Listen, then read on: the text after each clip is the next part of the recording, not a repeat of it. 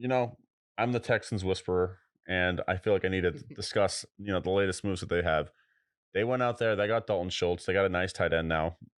They signed Robert Woods, Bobby Trees, um, you know, earlier this week.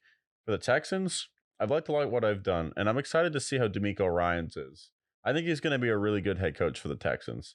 He's been there, and so far the moves that they've made, I mean, they're going to get the quarterback. They've signed a couple of offensive linemen and signed a couple of players on defense. It's like this is a team where, yes, maybe next year they're not necessarily competing, but I think that they're going to have a nice little lead. Maybe they win 5, 6 games, and that's plenty for what they're trying to do.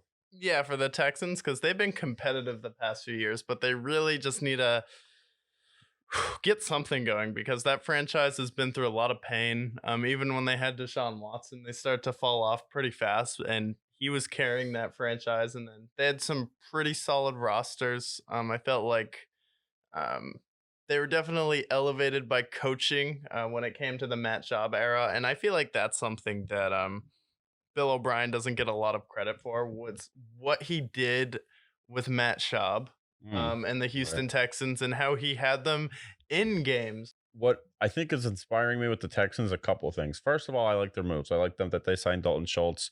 I think they're going to draft a wide receiver. They're going to obviously get their quarterback. Their defense, I think they're slowly building.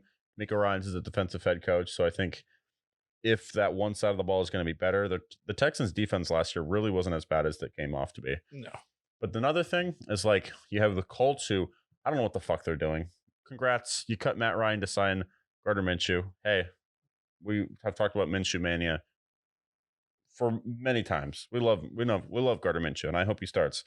The Colts are a disaster, and then you have the Titans who are literally crumbling at the seams right now. Yeah. Derrick Henry on the trading block. They had to cut their number one offensive lineman. That offensive line's going to suck. You have 36-year-old Ryan Tannehill, and it's like the Titans look like a mess. The Colts look like a mess, and then obviously the Jags are looking like they're geared to be contenders. Yeah. But the Texans should be third or fourth best team next year if these other teams can't figure it out, which is crazy because I think if they make the right moves and let's say they get a CJ Stroud, let's say they get a Bryce Young and they start him immediately and he's really good, Yeah. like that team could win 5, 6 games, maybe seven.